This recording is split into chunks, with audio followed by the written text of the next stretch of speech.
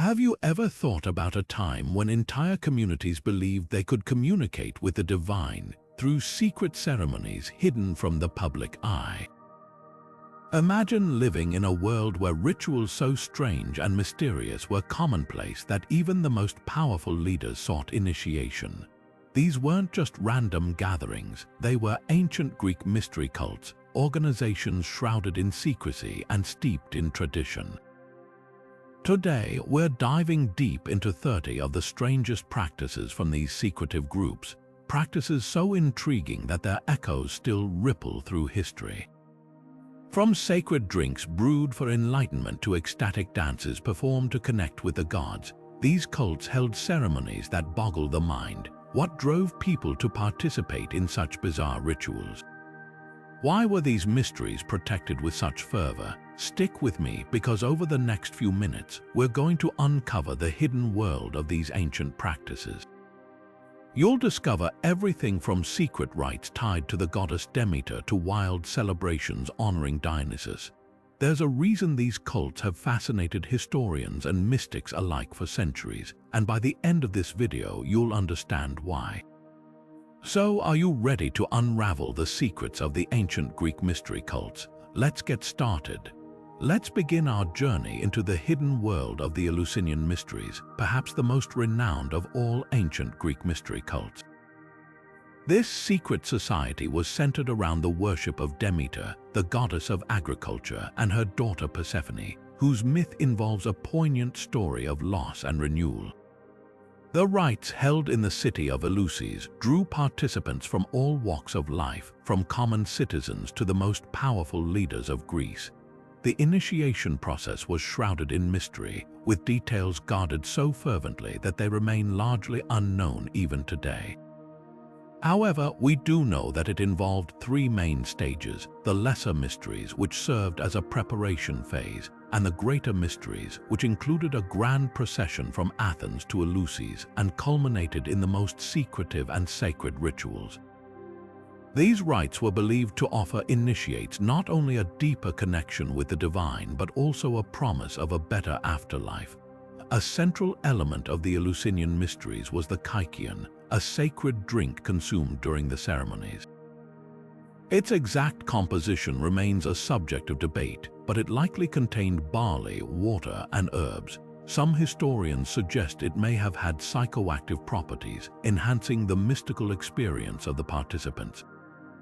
What made the Eleusinian Mysteries so impactful was their ability to unite people under the shared pursuit of spiritual enlightenment.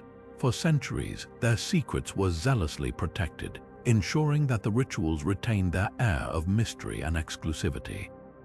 Through these rites, Greek spirituality was enriched, offering a glimpse into the profound ways in which humanity has sought to connect with the divine throughout history. As we continue, prepare to uncover even more fascinating practices that define these ancient cults. Moving from the Eleusinian Mysteries, let's delve into another fascinating tradition, the Orphic Mysteries. These lesser-known practices stood out for their emphasis on the soul's journey beyond this life and the quest for immortality. Rooted in the myth of Orpheus, a legendary musician and poet, the Orphic cult offered a path to spiritual purification and eternal life. Central to their beliefs was the concept of reincarnation. Followers of the Orphic Mysteries believed that the soul was trapped in a cycle of death and rebirth, much like a bird trying to escape its cage. To break free from this cycle, they practiced rituals aimed at purifying the soul. One of their most distinctive practices was vegetarianism. By abstaining from meat, they aimed to avoid contaminating their spirits with the violence of animal sacrifice, which they saw as spiritually harmful. In addition to dietary restrictions, the Orphic Mysteries relied heavily on sacred texts, often referred to as the Orphic hymns. These texts provided guidance on how to live a virtuous life and prepare for the afterlife.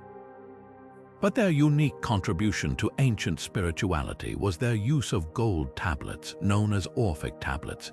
These were inscribed with detailed instructions for the soul's journey in the underworld. Burying followers with these tablets ensured that their spirits would navigate the afterlife successfully, avoiding pitfalls and achieving union with the divine. The Orphic Mysteries stood apart from other cults with their emphasis on personal transformation and spiritual liberation. Their rituals were designed not just to honor the gods but to elevate the individual to a divine state. Through their teachings, the Orphic cults offered a profound perspective on the human condition and the eternal quest for meaning. As we uncover more secrets of ancient Greek mystery cults, it becomes clear how deeply these practices influenced the spiritual landscape of their time. From the serene and introspective practices of the Orphic Mysteries, we now turn to a cult that embraced the opposite end of the spectrum, the Dionysian Mysteries, where chaos and ecstasy reigned supreme. At the heart of this tradition lay the worship of Dionysus, the god of wine, fertility, and divine madness.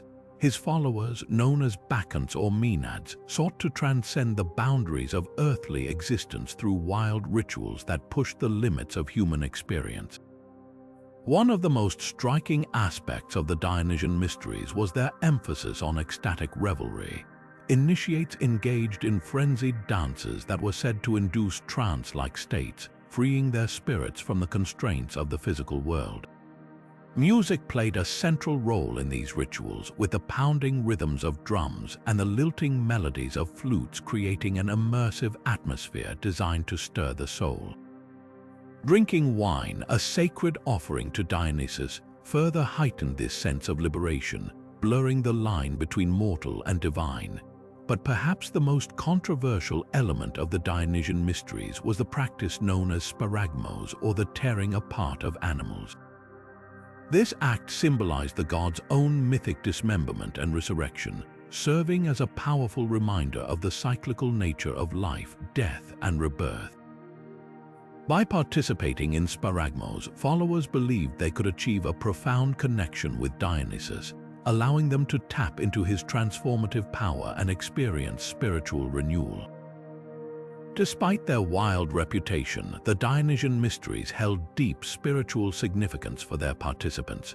Through their rituals, they sought not merely personal liberation but a communal bond with the divine, celebrating the raw, untamed forces of nature and the human spirit. This cult's embrace of chaos and spontaneity offered a striking contrast to the more structured religious practices of ancient Greece, reminding us of the diverse ways people sought meaning and connection with the sacred. As we continue our journey through the mysteries of ancient Greece, the Dionysian Mysteries highlight the enduring allure of rituals that challenge convention and invite us to explore the depths of our own humanity. Moving from the ecstatic world of Dionysus, let us delve into another mystery cult that embraced fervent devotion through dramatic rituals, the cult of Cybele, the Great Mother. Revered as a symbol of fertility, nature, and the earth itself, Cybele held a profound place in the spiritual lives of her followers. Central to this enigmatic cult were the Galli, her priests who dedicated themselves utterly to the goddess through acts of self-sacrifice and ecstatic celebration. The Galli stood out not only for their devotion but also for their dramatic initiation rites, which included self-castration, a ritual act believed to align them fully with Cybele's divine power. This drastic step was seen as a rejection of worldly desires and a transformation into beings wholly consecrated to the goddess. Through this act, they symbolically shed the constraints of mortality, embracing instead the eternal cycles of life, death, and rebirth that Cybele represented. In addition to their initiatory sacrifices, the Galli were famed for their ecstatic processions, during which they danced, sang, and played loud music, creating an atmosphere of otherworldly energy. These processions often involved participants dressed in vibrant robes, wearing elaborate jewelry, and carrying sacred objects associated with Cybele. The pounding rhythm of drums and the shrill notes of flutes filled the air, invoking a sense of divine presence and stirring the souls of both participants and onlookers alike. Symbolically, these rituals reflected the cyclical nature of existence. Just as Cybele's myths recounted her connection to the earth's fertility and vitality, so too did the rituals of the Galli honor this eternal renewal. By participating in such dramatic and transformative practices, her followers aim to transcend earthly limitations and experience a deeper unity with the divine.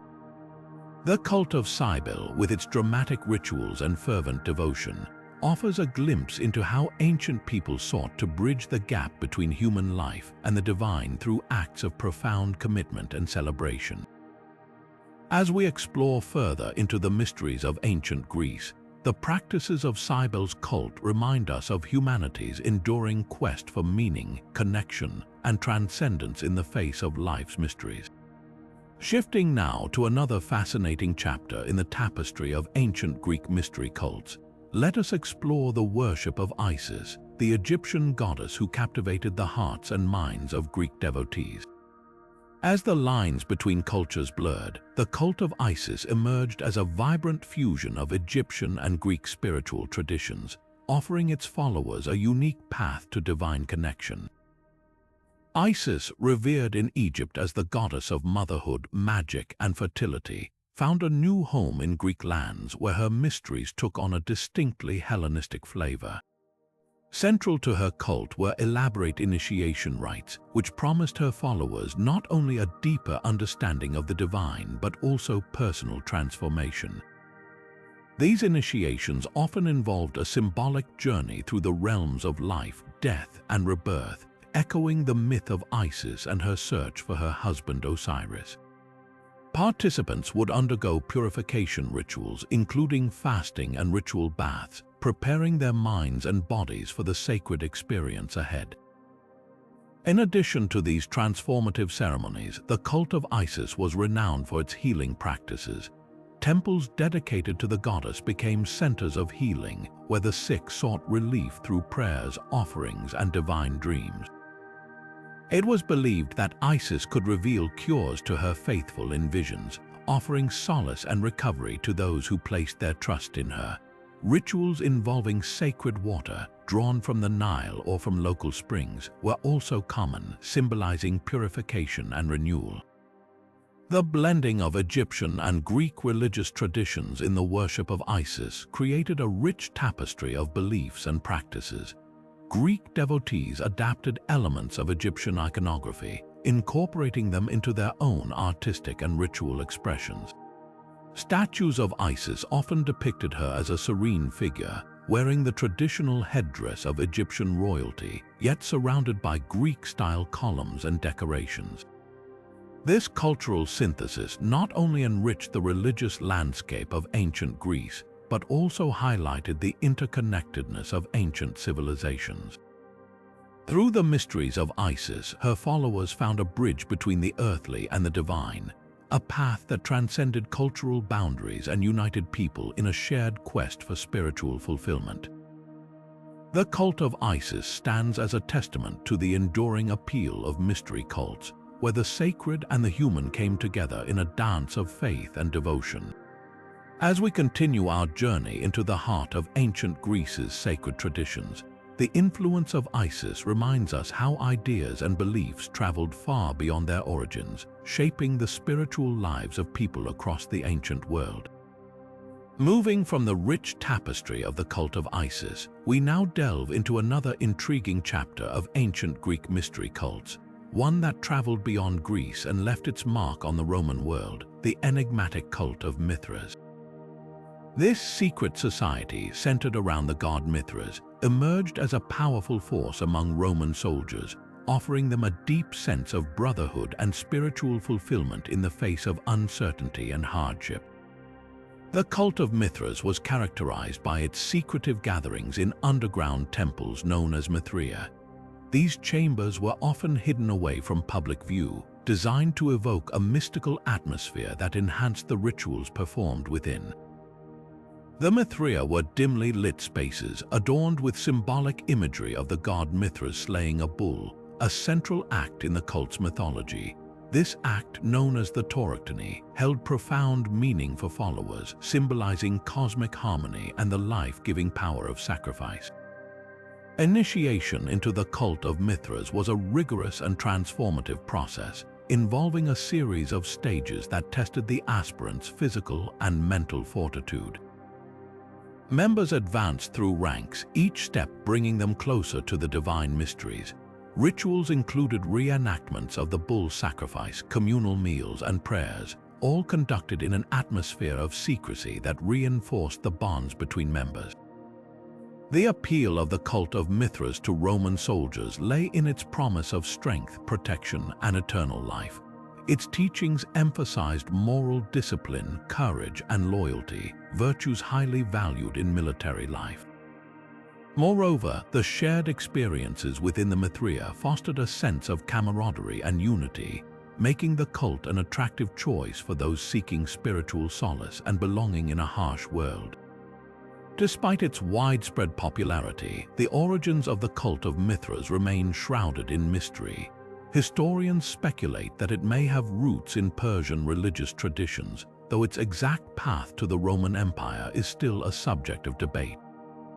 Nevertheless, the enduring legacy of the cult of Mithras lies in its ability to blend spiritual depth with practical wisdom, leaving an indelible mark on the religious landscape of the ancient world. As we explore further, the mysteries of Mithras remind us of the timeless quest for meaning and connection in the face of life's challenges. Transitioning from the structured and secretive world of the Mithraic mysteries, we now journey into a realm shrouded in the shadows of night, where the enigmatic figure of Hecate reigns supreme. As the goddess of magic, crossroads, and the unseen forces of the cosmos, Hecate commanded a cult that thrived in the mysterious and often misunderstood practices of nighttime rituals. The cult of Hecate was steeped in the sacred power of the darkness, with followers gathering under the light of the moon to honor the goddess. Her worshippers believed that the crossroads where paths intersected were especially potent places for invoking her presence. These liminal spaces, seen as thresholds between the worlds of the living and the dead, became focal points for offerings and prayers. Devotees would leave small altars adorned with food, honey, and eggs at crossroads, believing that such gifts would appease Hecate and her retinue of spirits. Central to the worship of Hecate was the practice of witchcraft, which intertwined with her mysteries in profound ways. Her followers were thought to possess the ability to harness her power for spells, divination, and even healing. One of the most famous rituals associated with Hecate was the preparation of the Hecate Supper, a sacred feast offered to the goddess and her followers on specific nights of the month.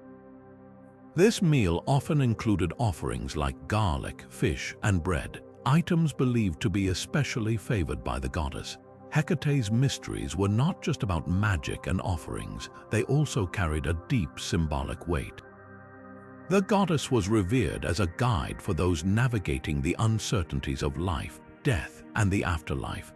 Her rituals often involved meditation and trance-like states, allowing followers to connect with their inner selves and the hidden forces of the universe. For many, the cult of Hecate provided a sense of protection, empowerment, and spiritual clarity in a world filled with unknowns. As we delve deeper into the practices of the ancient Greek mystery cults, the allure of Hecate's nocturnal rites serves as a reminder of humanity's eternal fascination with the mysterious forces that lie just beyond the veil of the known. Her worship not only highlights the spiritual richness of these ancient traditions, but also underscores the enduring power of mystery and magic in shaping human experience. Next, we'll uncover another fascinating layer of these ancient beliefs with the healing practices of the Asclepius cult. Shifting from the mystical nocturnal rites of Hecate, we now turn our attention to the healing practices of the Asclepius cult, where the power of dreams and divine intervention offered solace and restoration.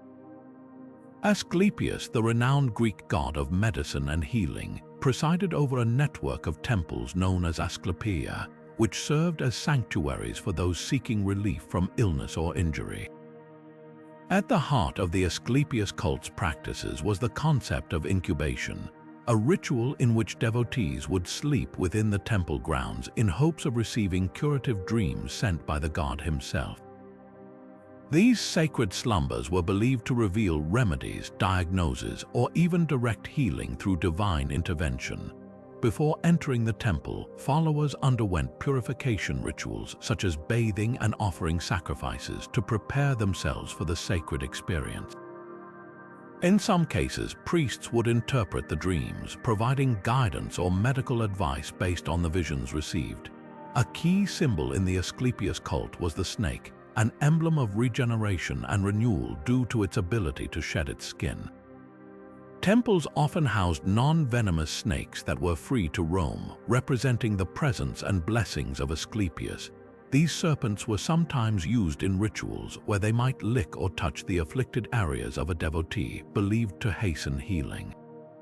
The staff of Asclepius, a rod entwined with a single serpent, remains a potent symbol of medicine to this day. The Asclepius cult emphasized holistic healing, addressing not only physical ailments but also mental and spiritual well-being. This approach attracted individuals from all walks of life, drawing them to the promise of divine intervention in their struggles. For many, the dream-inspired cures and snake-infused rituals represented a powerful bridge between the earthly and the divine, offering hope and healing in a world filled with uncertainty. With this understanding of the Asclepius cult's practices, we now explore the rites of Artemis, where young maidens embraced their connection to nature through mysterious bear-centric ceremonies. Moving from the healing sanctuaries of Asclepius, we now delve into the realm of Artemis, the virgin huntress and protector of young women, where rituals took on a uniquely wild and symbolic form. At the sanctuary of Broron in Attica, one of the most intriguing practices of the Artemis cult unfolded, a rite of passage that combined nature, myth, and feminine transition. This ceremony, known as the Arctaia, saw young girls, typically between the ages of 5 and 10, assuming the roles of bears in honor of the goddess. These young participants, called Arctoi or she-bears, would undergo a period of initiation at the Broron sanctuary, donning bear costumes and performing mimetic dances that replicated the movements of these powerful creatures. The symbolism behind this practice is rich and layered. Bears were closely linked to Artemis in myth, particularly through the tale of Callisto, a nymph transformed into a bear by Zeus's jealous wife Hera. This story not only underscored the connection between Artemis and the animal kingdom, but also highlighted themes of transformation and survival. The bear rituals held at Broron served a dual purpose. On one hand, they celebrated the goddess's dominion over wilderness and untamed nature. On the other, they marked an important milestone in a girl's life, a transition from childhood innocence to the responsibilities of womanhood. By imitating bears, the Arctoi symbolically shed their childish identities, much like the bear sheds its winter coat, preparing themselves for the roles they would play as adult women. Beyond the symbolic act of mimicry, the rituals also included offerings, prayers, and perhaps even a ceremonial procession through the sanctuary grounds. Scholars speculate that these rites may have also functioned as a protective charm, invoking Artemis's blessings to safeguard the young maidens from harm as they stepped closer to maturity. Whether viewed as an act of worship, an educational process, or a cultural tradition, the bear-centered ceremonies of Artemis at Broron remain a fascinating glimpse into how ancient Greeks navigated life's passages through ritual and myth. With this understanding of the Broron rites, we now venture further into the mysteries of Apollo's oracle at Delphi, where divine prophecy awaited. Shifting our focus from the bear rituals of Artemis, we now turn to one of the most famous sites of divine prophecy in ancient Greece, the Oracle of Delphi, dedicated to Apollo. Nestled high in the rocky slopes of Mount Parnassus, Delphi was considered the navel of the world, a sacred place where mortals could communicate with the gods. At the heart of this revered sanctuary stood the Pythia, Apollo's priestess, whose cryptic utterances shaped the destinies of individuals, cities, and even nations. The process of delivering oracles was as mysterious as the prophecies themselves. The Pythia would enter an ecstatic state, believed to be induced by vapors rising from a chasm beneath her seat. These fumes, combined with chanting, rhythmic drumming, and possibly even psychoactive substances, brought her into communion with Apollo. Once in this trance-like condition, she would speak in riddles or fragmented phrases, which were then interpreted by priests and delivered to the seekers of prophecy. What made these oracles so intriguing was their deliberate ambiguity. For example, when King Croesus of Lydia asked whether he should go to war, the Pythia replied that a great empire would fall, a response that proved true regardless of his decision. But how did this practice fit into the realm of mystery cults? Unlike other cults centered around hidden rituals, Delphi offered a public space for divine communication. Yet, the secrecy lay in the interpretation of the prophecies.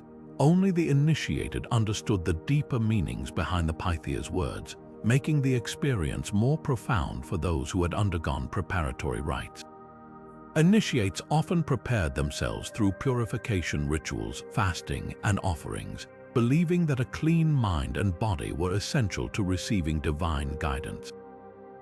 Beyond its spiritual significance, Delphi played a crucial role in Greek society, influencing political decisions, legitimizing rulers, and fostering unity among city-states. It was a place where faith intersected with governance, where the mundane met the divine.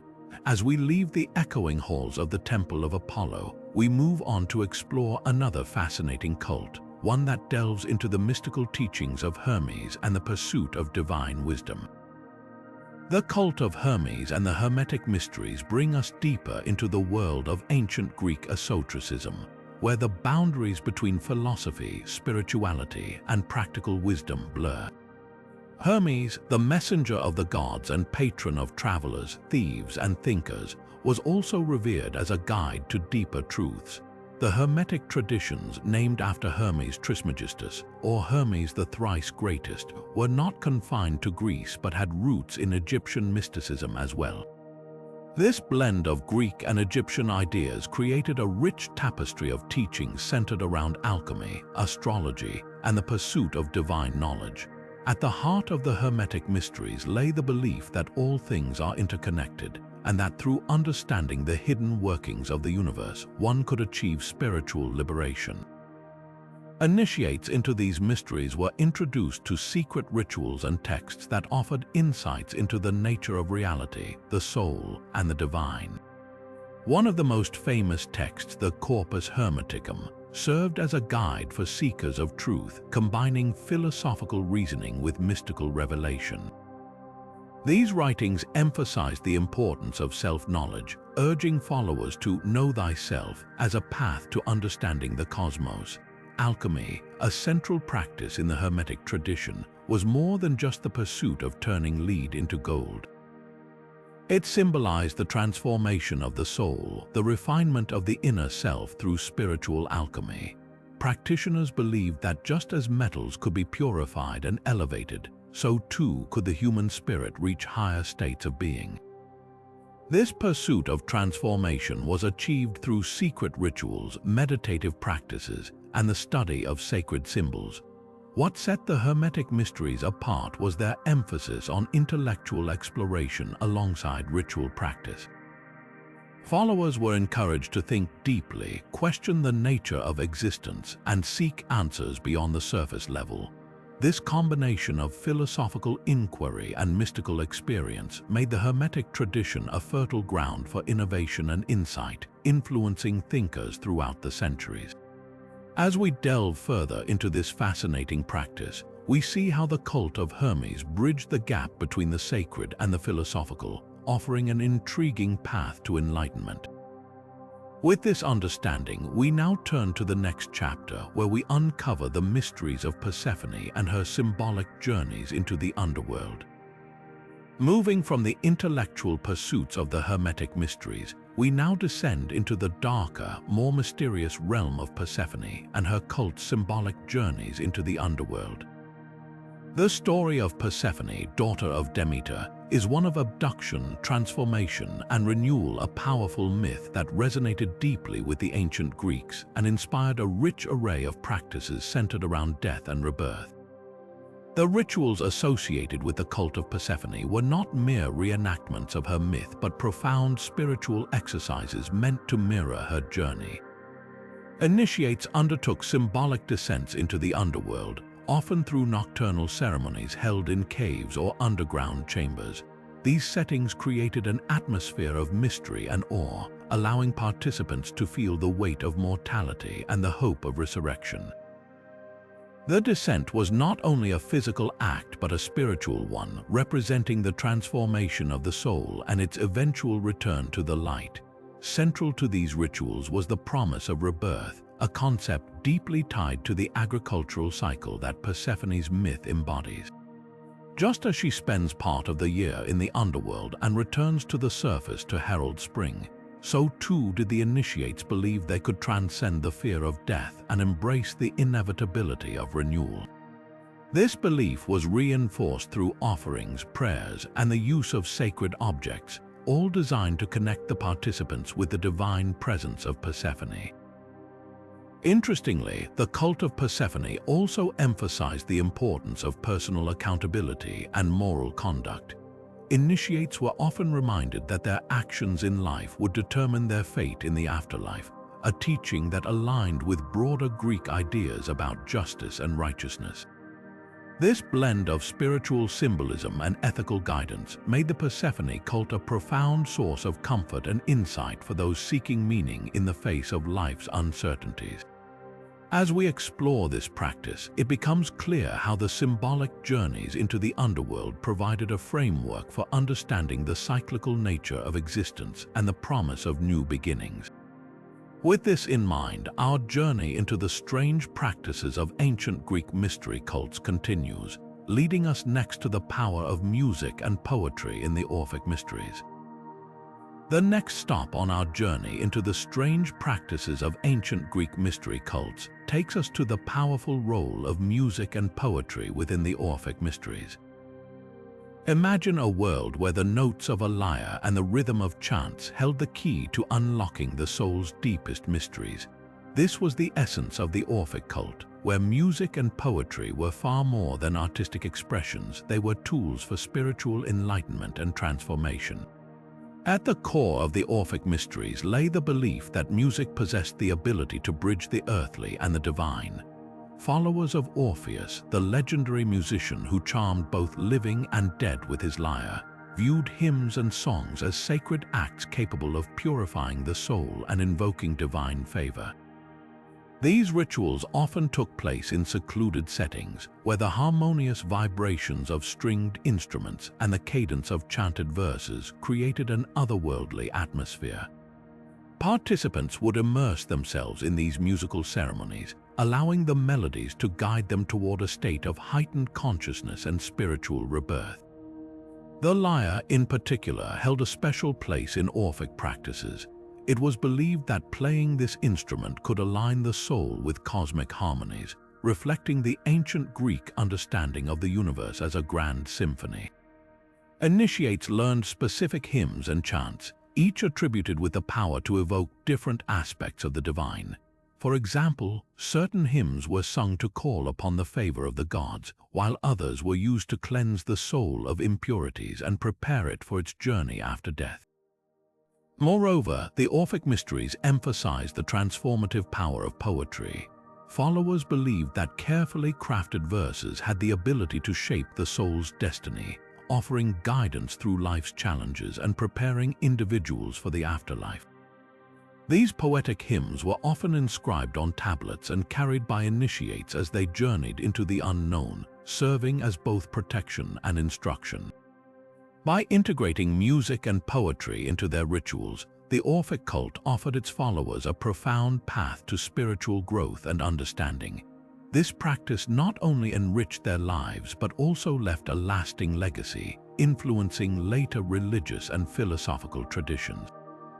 As we delve deeper into the world of ancient Greek mystery cults, the significance of music and poetry in unlocking the mysteries of existence becomes ever more apparent.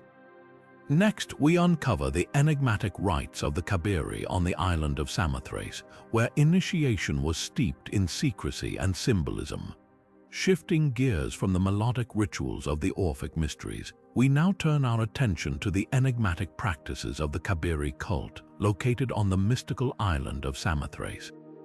This secluded haven in the Aegean Sea was home to one of the most secretive and sacred mystery cults of ancient Greece.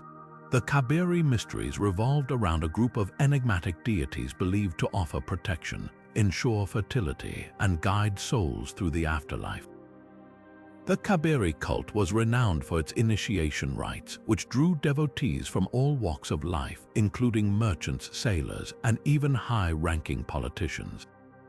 These rites were conducted in complete secrecy within the sacred sanctuary of the great gods on Samothrace. Unlike many other mystery cults, the Kabiri Mysteries were accessible to people of various backgrounds, genders, and social standings. This inclusivity made them particularly appealing to those seeking spiritual protection and blessings. At the heart of the Kabiri cult lay the themes of protection and fertility. Followers believed that participating in these rites would safeguard them from danger, both in life and in the afterlife. Sailors, in particular, viewed the Kabiri as their protectors against the perils of the sea, offering prayers and sacrifices before embarking on long voyages. Additionally, the cult was deeply connected to the cycles of life, death, and rebirth, emphasizing the fertility of both the land and the human spirit. The initiation process itself was a deeply transformative experience, involving elaborate ceremonies and symbolic acts. Initiates were guided through a journey of self-discovery and spiritual rebirth, often culminating in a revelation of the Kabiri's divine secrets. These secrets, however, remain shrouded in mystery to this day, as the cult's strict vow of silence ensured that their sacred knowledge would never be revealed to the outside world. The influence of the Kabiri cult extended beyond the shores of Samothrace, leaving a lasting legacy in the realm of ancient Greek spirituality. As we continue our exploration of these fascinating practices, let us now uncover the communal celebrations of the Thesmophoria festival, where women honor Demeter and Persephone through rituals of fasting, sacrifice, and symbolic rebirth. Transitioning from the sacred mysteries of the Kabiri, we now delve into the realm of the Thesmophoria festival, a celebration steeped in ancient tradition and deeply connected to the worship of Demeter and Persephone. This women-only ritual was held annually in honor of these two powerful goddesses, who represented the cycles of life, death, and renewal. Unlike the secretive rites of the Kabiri, the Thesmophoria was a public festival that brought women together in a shared act of spiritual devotion and community bonding. The festival spanned 3 days and was marked by rituals of fasting, sacrifice, and symbolic rebirth. On the first day, known as the Katagogia, women left their homes to establish a temporary sanctuary where they would reside for the duration of the festival. Here, they prepared for the rituals ahead by fasting and engaging in acts of purification. This separation from their daily lives symbolized a shedding of responsibilities, allowing them to focus solely on their spiritual connection with Demeter and Persephone. The second day, called the Nestia, was dedicated to fasting and solemn reflection. Women abstained from food and drink, offering their deprivation as a form of devotion to the goddesses. This period of abstinence was not only a physical act but also a mental and emotional one, emphasizing the importance of inner strength and resilience. It was believed that through this discipline, the women could better align themselves with the divine. The highlight of the festival came on the third day, the Kalajnaya, which focused on symbolic rebirth and renewal. Central to this day's rituals was the sacrifice of pigs, whose remains were buried and later retrieved to symbolize the cyclical nature of life and fertility. These sacrifices were believed to ensure the prosperity of the land and the well-being of the community, mirroring the myth of Persephone's descent into and return from the underworld. The rituals also included acts of rejoicing and communal feasting, marking the end of the fasting period and celebrating the renewed connection with the goddesses. The Thesmophoria festival not only honored Demeter and Persephone, but also fostered a sense of unity and solidarity among women. It allowed them to participate in a collective spiritual experience that transcended their individual roles in society. As we move forward in our exploration of ancient Greek mystery cults, the Thesmophoria stands as a testament to the enduring power of ritual and the profound connection between humanity and the divine forces of nature. Moving from the vibrant communal spirit of the Thesmophoria, we now turn to a practice steeped in melancholy and remembrance, the cult of Adonis and its gardens of sorrow. This unique ritual centered around Adonis, the god of beauty and desire, whose tragic death and subsequent rebirth were celebrated through poignant acts of mourning and symbolic renewal. During the annual festival dedicated to Adonis, women played a central role, much like in the Thesmophoria, but here their actions were infused with a deep sense of sorrow. They would plant small gardens, often in shallow vessels, filled with fast-growing plants such as lettuce or fennel. These gardens were carefully nurtured but deliberately left to wither and die, symbolizing the fleeting life of Adonis himself. The wilting of these plants mirrored the myth of Adonis's untimely demise, evoking feelings of grief and loss. The women adorned these gardens with ornaments and offerings, creating intricate displays that served as both memorials and acts of devotion. They mourned Adonis with laments and dirges, reciting poetry and songs that expressed their sorrow over his death. This act of collective mourning was not merely a tribute to the god, but also a way to confront the inevitability of mortality and the transient nature of life. Yet, within this sorrowful ritual lay a promise of renewal.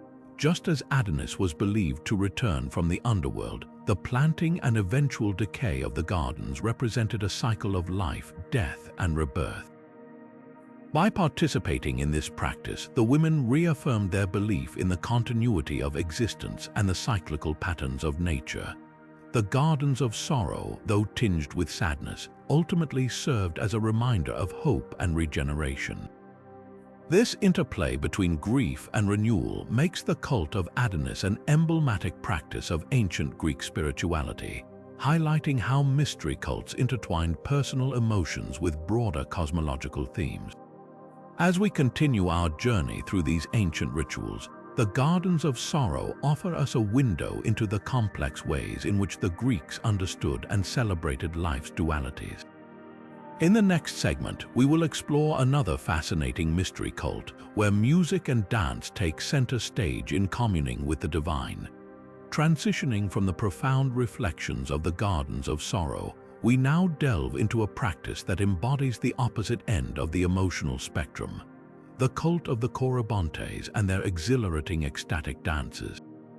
These enigmatic figures were central to the worship of Cybele, the great mother goddess, whose cult thrived across ancient Greece and beyond.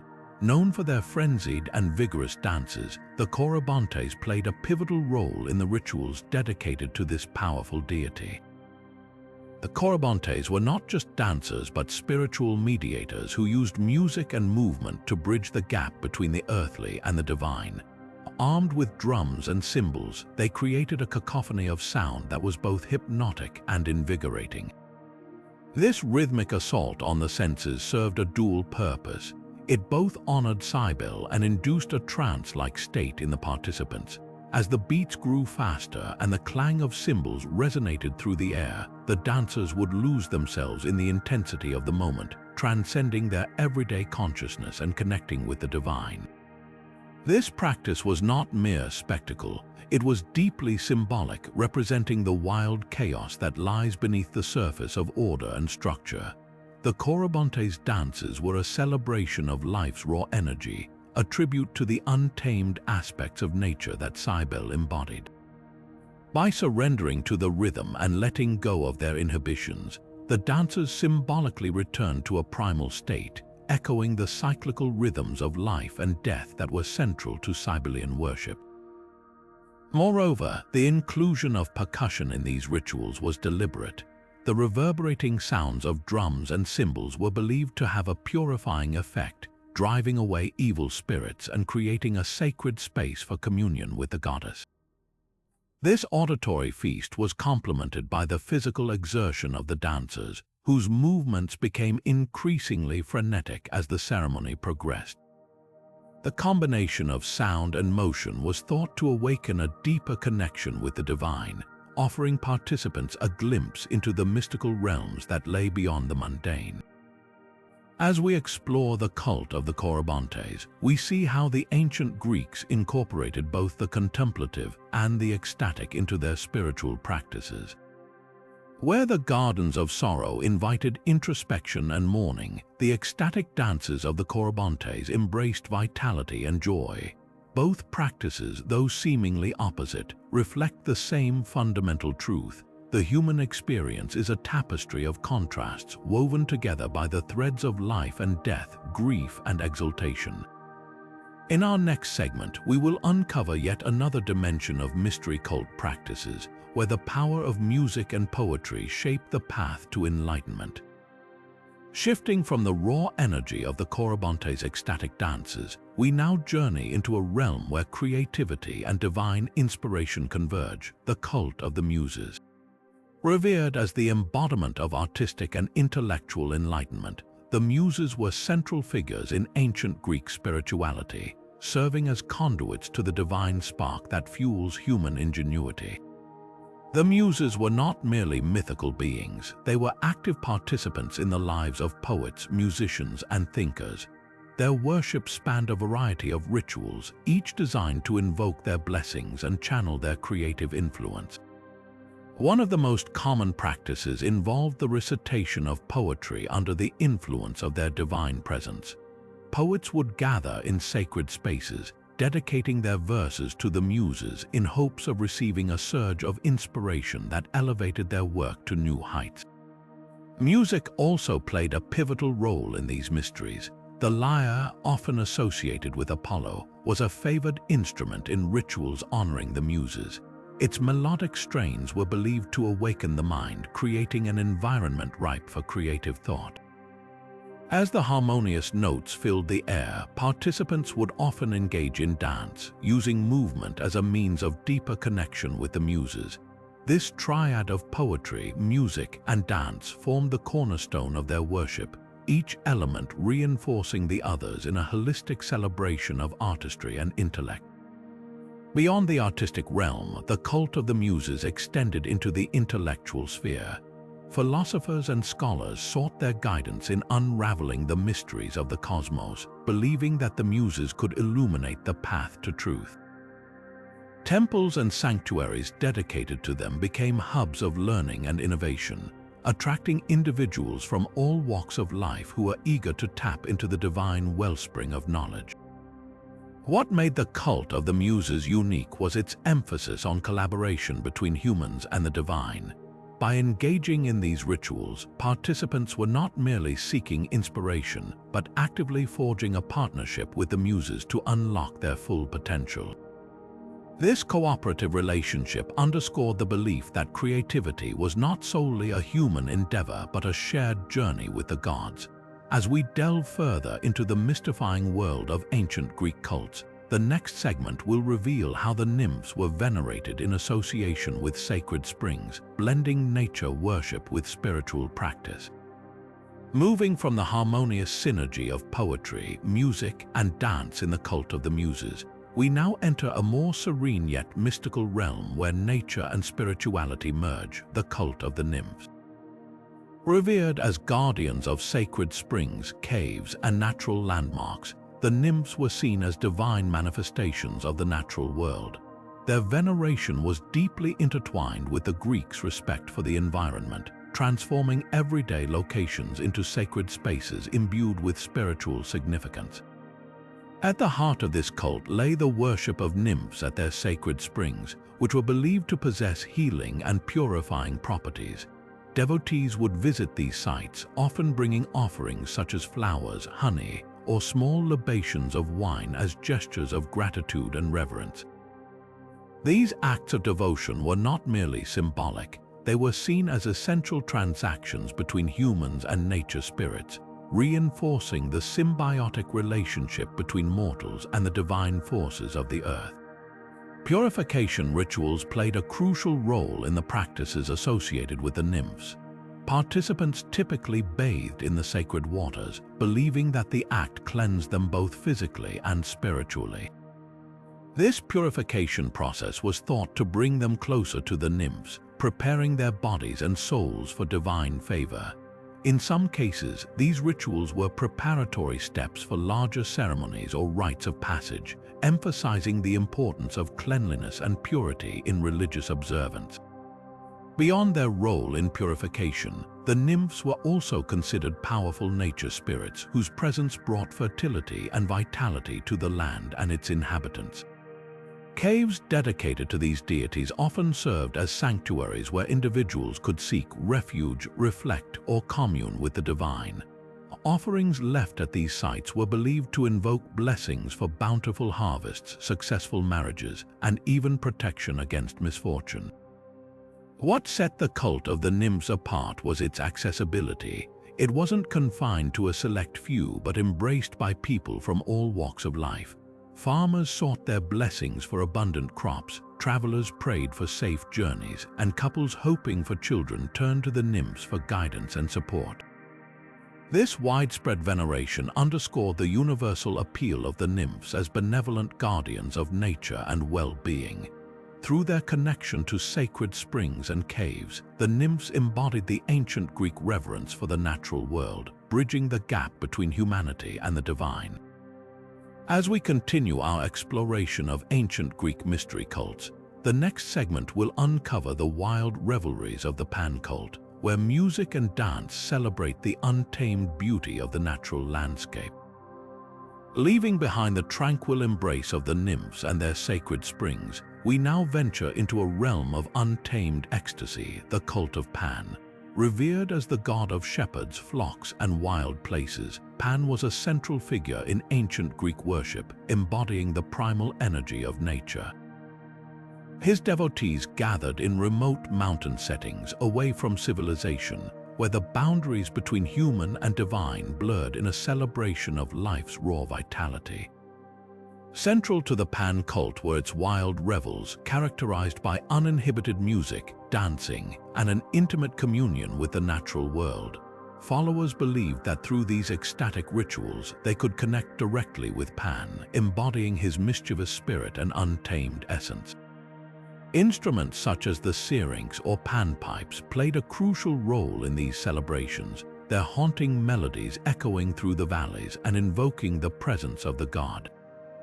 The music served not only as an offering but also as a catalyst for trance-like states, where participants could transcend the mundane and experience divine ecstasy. Dancing was equally central to the cult's practices. Men and women alike danced barefoot on sunlit meadows or beneath starlit skies, their movements unrestrained and spontaneous, mirroring the chaotic beauty of the wilderness Pan represented. These dances were not merely acts of worship but transformative experiences, where individuals shed societal constraints and embraced their natural instincts. Through this liberation, they sought harmony with the earth and its creatures, celebrating the fertility and bounty of the land. Communion with nature extended beyond symbolic gestures. Devotees immersed themselves in the rugged landscapes Pan called home, climbing jagged peaks, exploring dense forests, and basking in the serenity of secluded springs. These settings provided the perfect backdrop for rituals that emphasized the interconnectedness of all living things. Offerings of goat milk, honey, or fresh herbs were left at altars carved into stone outcrops, symbolizing gratitude for the gifts of the earth. The allure of the Pan cult lay in its promise of freedom, a release from the rigidity of urban life, and the opportunity to reconnect with the primal forces of nature. This appeal transcended social boundaries, drawing participants from diverse walks of life who shared a common desire to escape the confines of civilization and embrace the untamed spirit within. As we delve deeper into the mysteries of ancient Greece, the next segment will take us to the realm of the Dioscuri, where the bond between twins becomes a cornerstone of spiritual devotion. Moving from the untamed wilderness of Pan to the realm of divine twins, we now explore the cult of the Dioscuri, where the bond between Castor and Pollux was celebrated as a symbol of unity, protection, and brotherhood. Revered as the protectors of travelers, sailors, and warriors, the Dioscuri were seen as a pair of semi-divine heroes who bridged the gap between mortality and immortality. Their story, rooted in the myth of their birth from the egg laid by Leda, highlights their dual nature, one mortal, one immortal, yet forever united in purpose. Central to the Dioscuri cult were rituals that emphasized the significance of twinship and the protective powers attributed to Castor and Pollux. Devotees often marked significant life events with offerings and ceremonies dedicated to the brothers, invoking their blessings for safe journeys, successful ventures, and protection against harm. Altars and shrines erected in their honor featured symbolic representations of the twins, such as intertwined horse bridles or stars, reflecting their association with the night sky and the constellation Gemini. Rituals involving the Dioscuri were communal affairs, bringing together families, communities, and even entire cities. A common practice was the sharing of twin loaves of bread, a gesture that symbolized the inseparable bond between the brothers and the unity among the participants. This act of communion was believed to strengthen ties and foster a sense of solidarity, reminding individuals of the importance of loyalty and cooperation. In addition to these symbolic gestures, the Dioscuri were invoked during times of peril, especially by sailors who faced the dangers of the sea. Prayers and offerings were made before voyages, seeking the twins' guidance and protection. It was believed that the presence of the Dioscuri could be seen in the form of St. Elmo's fire, a natural phenomenon that appeared as glowing lights on ships during storms, reassuring sailors of divine intervention. The worship of Castor and Pollux transcended regional boundaries, appealing to those who valued the virtues of courage, camaraderie, and protection. As we delve further into the mysteries of ancient Greece, the next segment will uncover the awe-inspiring rituals of the Eumenides, where the focus shifts to rites of atonement and the appeasement of vengeful spirits. Shifting our focus from the protective embrace of the Dioscuri to the darker, more complex rituals of the Eumenides, we now explore how ancient Greeks sought to reconcile with forces of vengeance and divine justice.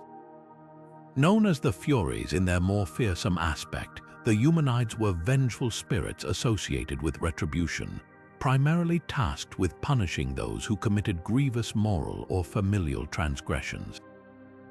Yet, despite their terrifying reputation, the Greeks also recognized the Eumenides as agents of purification, capable of transforming wrath into peace and vengeance into restoration. Rituals aimed at appeasing the Eumenides were solemn, carefully orchestrated affairs, often performed in secret or at night to honor their nocturnal nature.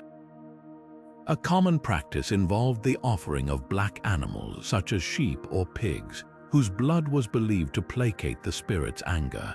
These sacrifices were accompanied by libations of honey, milk, and water, sweet offerings meant to soften the Furies' wrath. In some cases, devotees even buried these offerings underground, symbolizing a return to the earth and an acknowledgement of the spirit's connection to the underworld. Beyond physical offerings, the rituals of the Eumenides often included acts of purification for the individual seeking atonement. This might involve cleansing ceremonies, where worshippers bathed in sacred springs or rivers, or the recitation of hymns and prayers designed to invoke mercy. The most elaborate ceremonies took place in Athens, where the Eumenides were venerated in the precinct of the Areopagus, a court dedicated to justice and retribution. Here, their role as both punishers and purifiers was celebrated through dramatic performances and public rituals that emphasized the transformative power of repentance. The Eumenides were not merely figures of dread but also symbols of societal harmony, representing the idea that even the darkest acts could be redeemed through sincere atonement. By acknowledging and honoring the spirits of vengeance, the ancient Greeks ensured that justice was balanced with mercy and the cycle of retribution was broken. As we uncover the mysteries of the Eumenides, we come to understand how these rituals reflected the Greeks' deep understanding of morality, redemption, and the complexities of the human soul.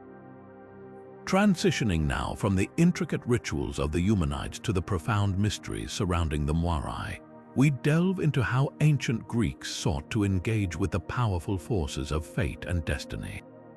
Revered as the weavers of life's tapestry, the Moirai Clotho, Lachesis, and Atropos were believed to control the thread of every individual's life from birth to death.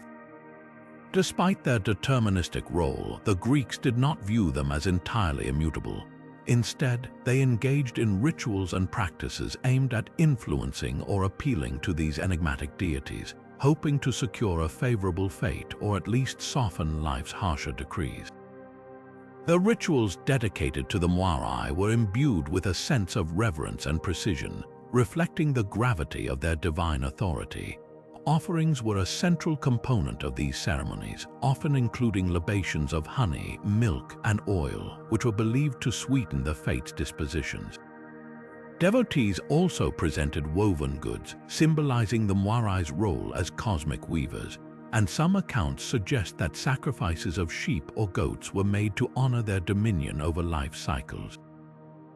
These offerings were typically placed at crossroads or at altars dedicated to the fates, locations believed to be liminal spaces where earthly and divine realms intersected. Beyond material offerings, divination played a crucial role in the rituals associated with the Moirai. Ancient Greeks turned to oracles, omens, and various forms of fortune telling to interpret the will of the fates and gain insight into their own destinies. Some rituals involved interpreting natural phenomena, such as the flight patterns of birds or the movements of stars, as signs from the Moirai. Others employed more esoteric methods like scrying in water or reading patterns in smoke to divine messages from these enigmatic sisters. Interestingly, the Greeks also incorporated personal reflections and prayers into their fate rituals. These were moments of introspection where individuals would recount their actions and decisions, seeking forgiveness or favor from the Moirai. By acknowledging the inevitability of fate while still striving to influence it, these rituals underscored a nuanced worldview, one that balanced acceptance with agency. As we explore the practices surrounding the Moirai, we uncover the depth of the ancient Greek understanding of destiny, revealing a society that neither passively submitted to fate nor blindly resisted it, but instead sought harmony through respect and ritual. Shifting now from the profound mysteries of fate to the darker realms of vengeance, we turn our attention to the cult of the Erinyes, better known as the Furies. Revered and feared as the embodiment of divine retribution, the Erinyes were believed to punish those who committed grave transgressions, especially crimes against family honor, oaths, or the sacred order. Their rituals, steeped in secrecy and power, reveal a society that placed immense importance on justice, even if it meant invoking the wrath of these avenging goddesses. The rituals associated with the Erinyes were deeply rooted in the need for reparation and restoration of balance. Curses, oaths, and solemn vows formed the cornerstone of these practices, with individuals invoking the Erinyes to enforce justice where human laws fell short. For example, an aggrieved person might inscribe a curse tablet, known as a defixio, with the specifics of their grievance, calling upon the Erinyes to bring misery or misfortune upon the offender. These tablets were often buried in the earth or placed in graves, symbolizing the connection between the Erinyes and the underworld. Oaths sworn in the name of the Erinyes carried an extraordinary weight, as breaking such a vow was believed to unleash their relentless fury. Whether it was an oath of loyalty, a promise of repayment, or a vow of celibacy, the invocation of the Erinyes ensured that the stakes were high. People often performed these rituals in secluded locations, such as crossroads or sacred groves, where the boundary between the earthly and the divine was thought to be thinnest. Beyond curses and oaths, the rituals of the Erinyes sometimes involved offerings, though these were less about appeasement and more about acknowledgement of wrongdoing. Black sheep or other dark-colored animals were sacrificed, their blood spilled as a symbolic gesture to cleanse the community of guilt. In some cases, individuals would perform purification rites, washing themselves or their possessions in rivers believed to carry the Erinyes influence. What makes these practices so intriguing is the way they reflect the ancient Greek worldview, which valued accountability and honor above all else. By aligning themselves with the Erinyes, people demonstrated their commitment to justice, even at the cost of invoking divine wrath. As we delve deeper into these rituals, we uncover not just the darker aspects of human nature, but also the lengths to which ancient Greeks were willing to go to maintain harmony and order in their lives. With the Erinyes ever vigilant, wrongdoing was not merely a personal failing. It was a cosmic imbalance that demanded immediate redress. Transitioning now from the formidable presence of the Erinyes to a more harmonious and celebratory atmosphere, we explore the cult of the Charites or Graces. Revered as the goddesses of charm, beauty, and creativity, the Charites played a vital role in fostering harmony and gratitude within ancient Greek society.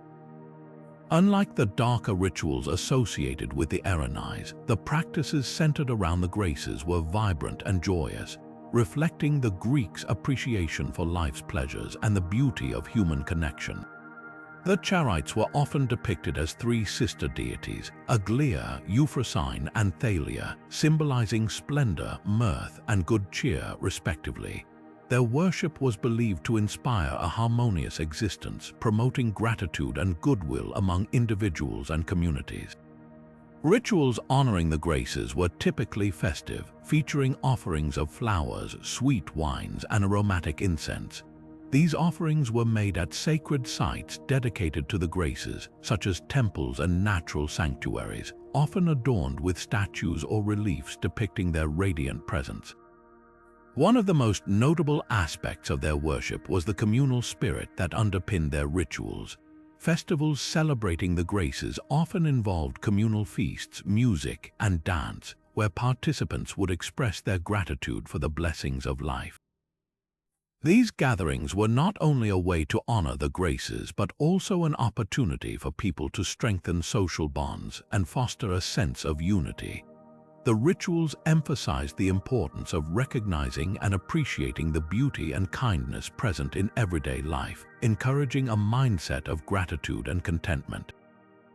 Moreover, the Charites were associated with artistic and intellectual pursuits, inspiring poets, musicians, and artisans to create works that reflected their divine attributes. Dedication to the Graces was seen as a source of creative inspiration, and their influence was believed to enhance the quality of one's work. Artists and craftsmen often sought the Graces' favor through offerings and prayers, hoping to imbue their creations with charm and elegance. The cult of the Charites highlights a different facet of ancient Greek spirituality, one rooted in celebration and gratitude rather than retribution. By embracing the ideals of the Graces, the Greeks found a way to elevate their lives, finding joy and harmony in the world around them. As we move forward, the contrast between these practices and those of the previous cults reveals the richness and complexity of ancient Greek religious life. Shifting now from the harmonious celebrations of the Graces to the rhythms of the natural world, we delve into the practices of the cult of the Horii, the personifications of the seasons and the keepers of time's orderly flow. In ancient Greek religion, the Horii were revered as goddesses who governed the cycles of nature, presiding over the changing seasons and the agricultural lifeblood of society. Their names Thallo, Oxo, and Carpo symbolize the stages of plant growth, budding, flourishing, and fruiting. Beyond these, they were sometimes joined by additional Horii representing broader aspects of time and order, such as eunomia, lawfulness, dike, justice, and iron, peace, reflecting their deep connection to both natural and societal harmony. For the ancient Greeks, the Horai were not merely symbolic figures but active participants in ensuring the fertility of the land and the prosperity of communities. Rituals dedicated to them were closely tied to the agricultural calendar, marking key moments in the annual cycle such as planting, harvesting, and the return of spring. Festivals honoring the Horai often involved offerings of freshly gathered crops, flowers, and libations of milk or honey, symbolizing the earth's bounty and human gratitude. These ceremonies were performed at sacred sites, where altars adorned with wreaths of grain and fruit honored the divine forces behind the harvest. The seasonal rites of the Horai also emphasized the importance of timing and precision in both farming and communal life. Farmers relied on these rituals not only to propitiate the goddesses but also to align their work with the natural rhythms of the world. In urban centers, the Horai's influence extended beyond agriculture to the regulation of civic life, where they were seen as guarantors of order and balance. Their worship reinforced the idea that human endeavors must respect the cycles of nature if they were to thrive. Through these practices, the cult of the Horai highlighted the interconnectedness of humanity and the environment, teaching the importance of patience, observation, and cooperation with the forces of nature. As we continue our exploration, the rituals of the Horai reveal another layer of ancient Greek spirituality, one rooted in the eternal dance of time and the seasons. Shifting now from the harmonious cycles of the Horai to the primordial depths of ancient power, we uncover the mysterious world of the Titans and their enduring legacy in Greek spirituality. While the Olympian gods dominated much of Greek mythology, the Titans, mighty deities who preceded them, were not forgotten. In certain regions of Greece, rituals and rites dedicated to these primal beings persisted, echoing their crucial role in shaping the cosmos before the rise of Zeus and his divine kin. The Titans represented raw, untamed forces of nature: mountains, seas, skies, and earth itself. Unlike the more anthropomorphic Olympians, they embodied elemental powers that could not be tamed or fully understood. Figures like Cronus, Re, Oceanus, and Hyperion were revered in specific cults across Greece for their immense strength and connection to the foundational aspects of existence. For example, Cronus, the father of Zeus, was worshipped in some areas as both a creator and destroyer, a reminder of the dual nature of power and time. His festival, the Chronia, celebrated liberation from agricultural constraints, where social hierarchies were temporarily overturned in honor of this ancient god. Rituals honoring the Titans often took place in remote locations such as caves, mountaintops, or sacred groves, emphasizing their association with the wild and uncharted regions of the natural world. Offerings might include unusual items, black animals, unprocessed grains, or even simple stones symbolizing the raw materials of creation. Unlike the elaborate temples built for the Olympians, the worship of the Titans was characterized by simplicity and reverence for the natural state of things. These practices reflect a broader understanding of divinity among the Greeks. That power existed not only in the refined and orderly realm of the Olympian gods, but also in the chaotic, primordial forces that preceded them. The Titans served as a bridge between humanity and the ancient, unknowable powers that shaped the universe. Their cults remind us that even after the Olympians claimed supremacy, the Titans remained vital figures in the spiritual landscape of ancient Greece, revered for their primal strength and enduring legacy. As we move forward, we'll discover how these ancient powers continued to influence the beliefs and practices of later generations. Venturing now into the realm of hero worship, we delve into the practices where ancient Greeks honored their legendary figures through rituals, sacrifices, and the establishment of hero cults. Unlike the gods of Olympus, who were distant and often capricious, heroes occupied a more relatable space in Greek spirituality. These were men and women who had once walked the earth, performing extraordinary feats, and their legacy lived on through the reverence paid to them. The Greeks believed that heroes possessed a unique dual nature, part mortal, part divine.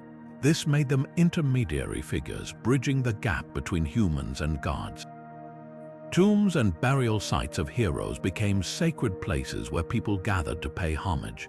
Cities and communities would often establish hero cults at these locations, transforming them into centers of worship. These cults served as a way to honor the hero's memory while also seeking their intercession in worldly matters. People believed heroes could influence outcomes, protect against harm, or even grant blessings in return for devotion. Rituals associated with hero worship were diverse and deeply personal. Offerings might include libations of wine, sacrifices of livestock, or simple tokens like flowers or ribbons. Sometimes entire festivals were dedicated to a hero, featuring athletic competitions, poetic recitals, or reenactments of their legendary exploits. For instance, the games held at the tomb of Oedipus in Athens sought not only to honor his complex legacy, but also to ensure his protection over the city. What made hero worship distinct was its localized nature. Unlike the widespread worship of gods like Zeus or Athena, hero cults were often tied to a specific region or community. This meant that the way heroes were honored varied widely across Greece. A hero revered in one area might be relatively unknown elsewhere, reflecting the decentralized structure of Greek religious practice.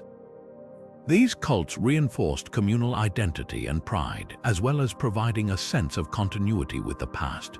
Through hero worship, the Greeks preserved their history and celebrated their cultural heroes in a way that was both intimate and communal. Heroes were not just figures from myths, they were part of everyday life, offering guidance, protection, and inspiration to those who honored them.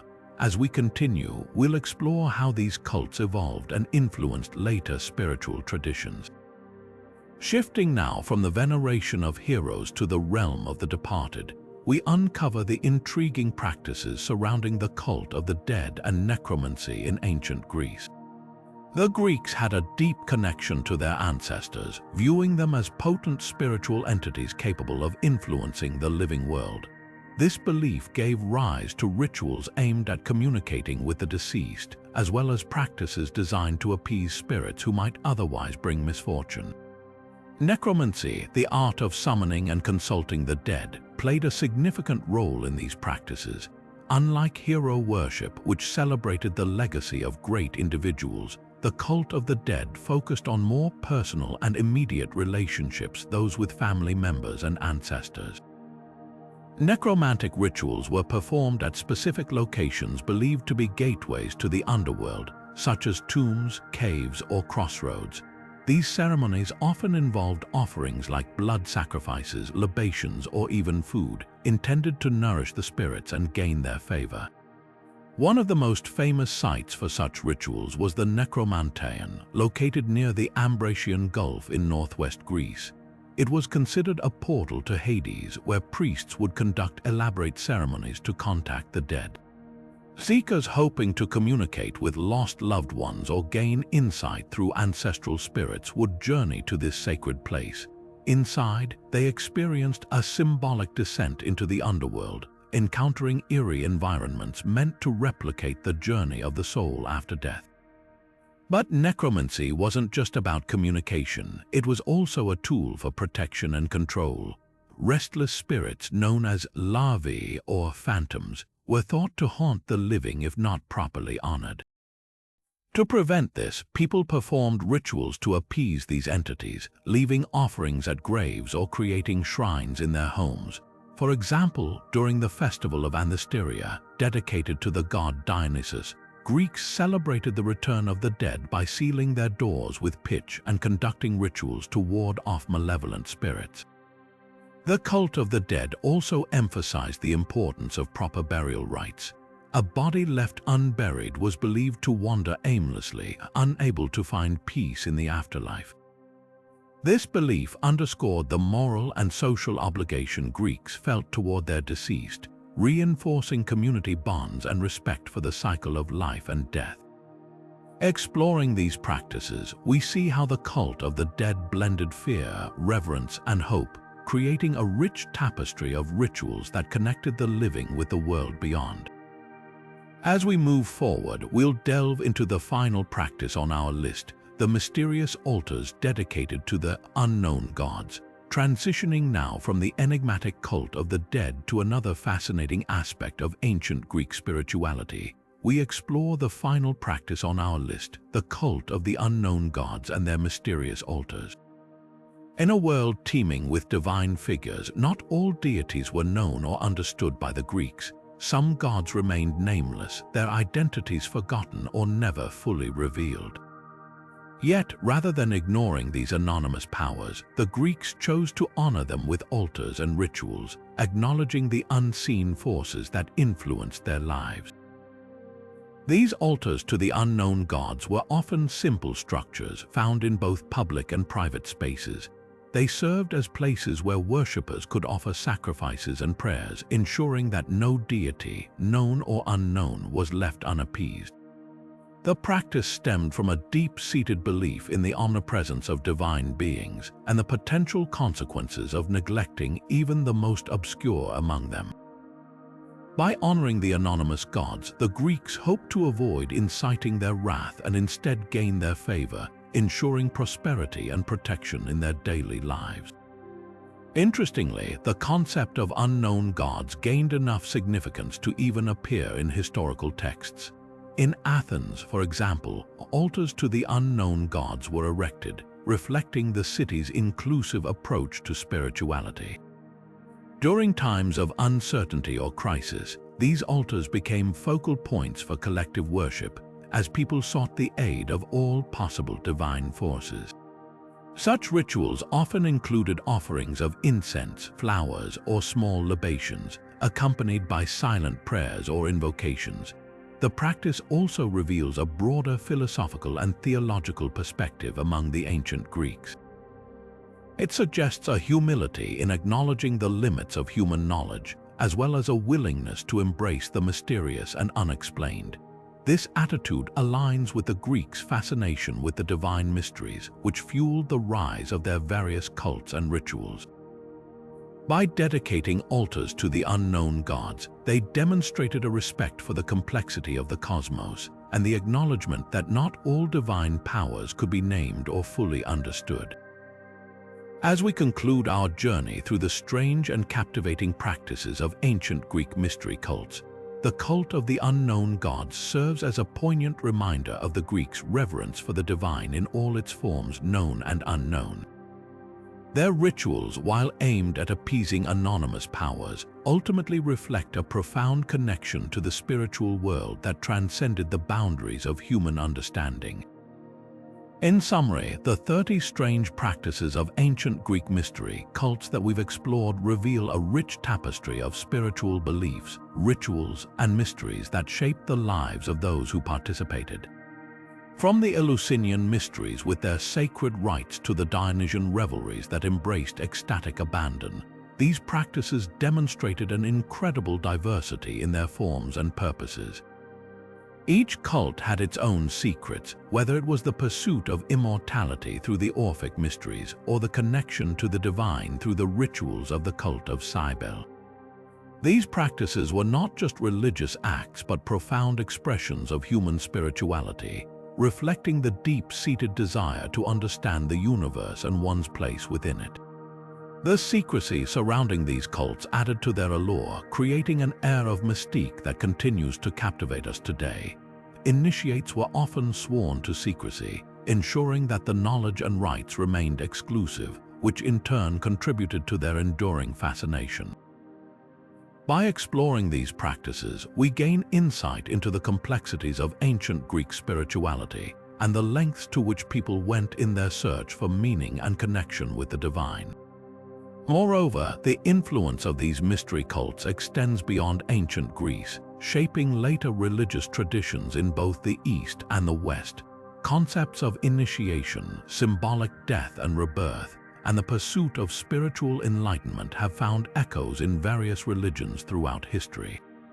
The enduring legacy of these practices reminds us of humanity's universal quest for transcendence and connection with something greater than ourselves. As we conclude this journey, we invite you to share your thoughts and questions in the comments below. Which of these practices intrigued you the most? What aspects of ancient Greek spirituality do you find most fascinating? Let's continue the conversation and explore the mysteries together. And if you enjoyed this video, don't forget to like, subscribe, and hit the notification bell so you don't miss out on more captivating content in the future. Thank you for joining us on this exploration into the world of ancient Greek mystery cults.